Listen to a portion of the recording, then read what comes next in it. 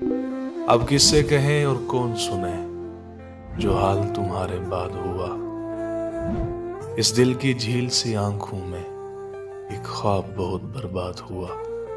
ये हिजर हवा भी दुश्मन है उस नाम के सारे रंगों की, वो नाम जो मेरे होंठों पर खुशबू की तरह आबाद हुआ। इस शहर में कितने चेहरे थे कुछ याद नहीं, सब भूल गए। एक शख्स किताबों जैसा था, वो शख्स जुबानी याद हुआ। वो अपने गांव की गलियां थी दिल जिनमें नाचता गाता था।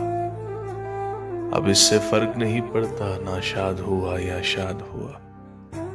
बेनाम सताइश रहती थी इन गहरी सांवली आंखों में। ऐसा तो कभी सोचा भी ना था, दिल अब जितना बेदाद हुआ।